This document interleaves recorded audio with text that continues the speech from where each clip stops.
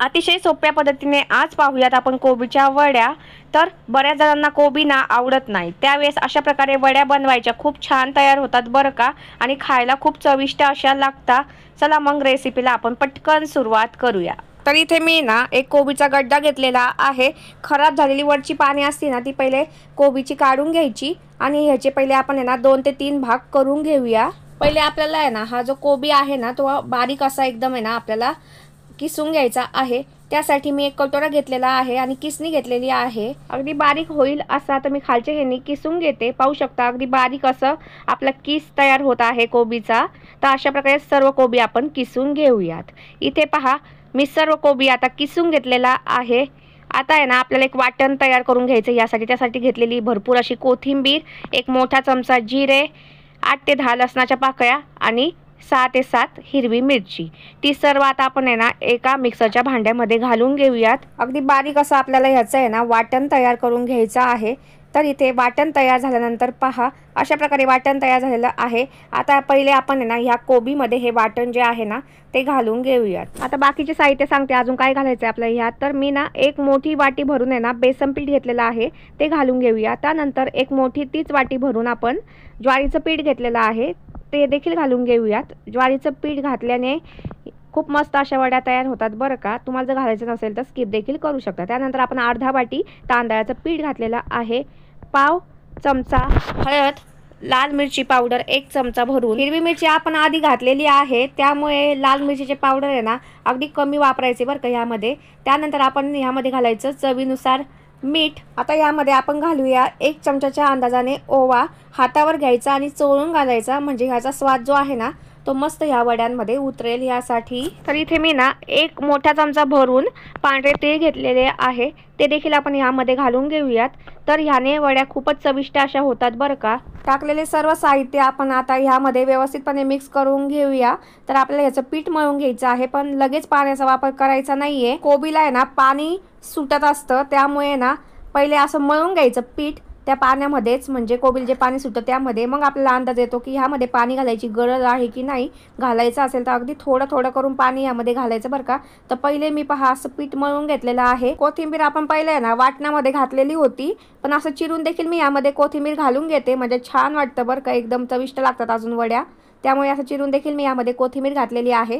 आता पहा पहिले परत मी मस्त असं कोथिंबीर घातल्यानंतर मिक्स करून घेतलं आणि पीठ मळायला सुरुवात केली। तर आपल्याला थोडा पाण्याचा वापर इथे करावा लागणार आहे। तर अगदी थोडं थोडं पहिले हे पहा असं शिंपडा देत ना थोडं थोडं एक अंदाज घ्यायचा आपल्याला किती पाणी लागणार आहे। तर पहा आपल्याला असं पीठ झालं पाहिजे आपलं मळून, तर जास्त पाणी लागत नाही बरं का। लयतलं एवढं पीठ मळायला आहे ना अर्धा कप मला पाणी लागणार आहे। काही काहींना पाण्याची सुद्धा गरज पडत नाही, पण मी अर्धा कप तरी इथं पाणी वापरलेलं आहे। एकदम भस्कन पाणी होतोच नका यात, नाही तर मग पीठ एकदम पातळ होईल आणि त्याच्या वड्या अजिबात तयार होणार नाहीत। तर इथे पहा अशा कन्सिस्टन्सीचं मी ना पीठ मळून घेतलेलं आहे बरं का। आता आपल्याला एक चाळणी घ्यायची, त्याला आहे ना पहिले थोडंसं तेल लावून घ्यायचं आहे।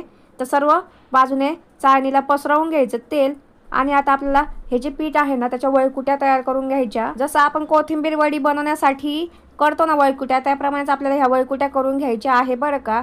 ज्यांना कोबी आवडत नाही ना त्यांच्यासाठी हा बेस्ट ऑप्शन आहे। कोबीच्या वड्या लागतात पण खूप छान। नक्की एकदा माझ्या पद्धतीने करून पहा, आणि आपल्या चॅनलवर जे नवीन आलेले आहेत ना त्यांनी नक्की चॅनलला सबस्क्राईब करून घ्या, म्हणजे सर्व व्हिडिओ तुमच्यापर्यंत लगेच पोहोचतील बरं का। तर पहा इथे वळकुट्या मी करून घेते। तर इथे पहा पूर्ण चाळणी माझी भरलेली आहे बरं का वळकुट्यानी। भरपूर ह्याच्या वड्या तयार होतात एक कोबीच्या गड्ड्यापासून। वळकुट्या करत होते ना तोपर्यंत आधीच मी 5 मिनिटं आहे ना असं कढईमध्ये पाणी गरम करण्यासाठी ठेवलं होतं मोठ्या गॅसवर। आता आहे ना छान अशी उकळी आलेली आहे। आता आपण ही चाळणी जी आहे ना ती यावर ठेवून द्यायची आणि त्यावर एक प्लेट आपल्याला उलटी ठेवायची झाकून, म्हणजे वाफ बाहेर जाणार नाही। कढईवर जर तुमची अशा प्रकारे चाळणी बसली नाही ना तर कढईमध्ये स्टँड ठेवायचं बरं का, आणि त्या स्टँडवर तुम्ही ही चाळणी ठेवू शकता, किंवा तुमच्याकडे जर अशी स्टीलची चाळणी नसेल ना तर एक प्लेट घ्यायची आणि त्यामध्ये हे जे पीठ आपण केलेलं आहे ना ते वळकुट्या करण्याऐवजी ना असं पसरवून घ्यायचं, आणि ते पीठ जे आहे ते आपल्याला अशा प्रकारेच वाफवून घ्यायचं आहे। वाफ बाहेर जाऊ नये यासाठी यावर अशी उलटी प्लेट ठेवली, आणि 15 मिनिटासाठी आपल्याला हे ज्या वड्या आहेत ना त्या वाफवून घ्यायच्या आहेत बरं का फुल फ्लेमवर। आता 15 ते 20 मिनिटांनी ना झाकण खोलायचं आहे आपल्याला, आणि वड्या चेक करून घ्यायच्या की वाफवल्या गेल्या आहे की नाही चांगल्या। त्यासाठी आपल्याला चमचा घ्यायचा आणि ह्यामध्ये घालून घ्यायचा।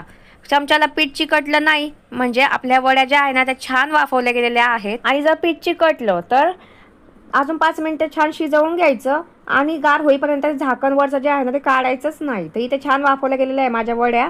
आता आहे ना ही चाळणी आहे ना मी खाली काढून घेते आणि ह्या वड्या आहे ना पहिले आपण आहे ना थंड होऊन देऊया. आता पूर्ण थंड झाल्यानंतर आपण याचे काप करायला घेऊयात.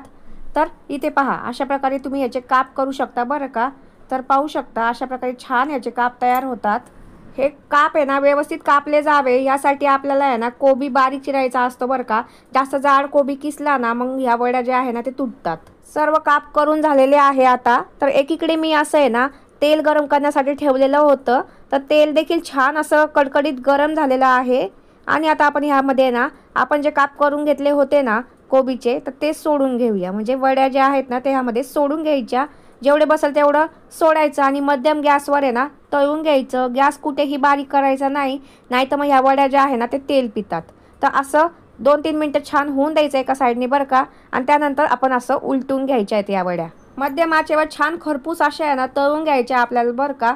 जेवढे तुम्ही खरपूस तळाल ना तेवढ्या छान कुरकुरीत मस्त अशा या वड्या लागतात. जसे बाहेर मंचुरियन भेटतात ना त्यासारख्याच या वड्या लागतात चवीला. मध्यम गॅसवर आहे ना 4 ते 5 मिनिटं तरी लागतो बरं का एक घाणा टाकल्यानंतर या तळायला. तर दोन्ही बाजूने आपल्याला छान खरपूस अशा तळून घ्यायच्या आहेत या. आता मस्त आता पहा तळल्या गेलेल्या आहेत. आता काढून घेऊयात आपण या वड्या. सर्व तेल निथळून घ्यायचं आणि अशा प्रकारे ना सर्व वड्या आपण तळून घेऊया. अतिशय पौष्टिक अशा कोबीच्या वड्या नक्की करून पहा. कोबीची भाजी बऱ्याच जणांना आवडत नाही बरं का. मग अशा वेळेस हा खूपच बेस्ट ऑप्शन आहे आणि मुलं पण खूप आवडीने खातील या वड्या. त्यामुळे नक्की करून पहा आणि मला कळवा कमेंट बॉक्समध्ये कशा झाल्या त्या. रेसिपी जर तुम्हाला आवडली असेल तर नक्की चॅनलला सबस्क्राईब करा. आपल्या चॅनलवर जे नवीन आलेले आहेत ना त्यांनी नक्की चॅनलला सबस्क्राईब करा. भरपूर अजून तुम्हाला रेसिपीचे व्हिडिओ येतच राहणार आहे. भेटूयात आता आपण पुढच्या व्हिडिओमध्ये. तोपर्यंत धन्यवाद व्हिडिओ पाहिल्याबद्दल.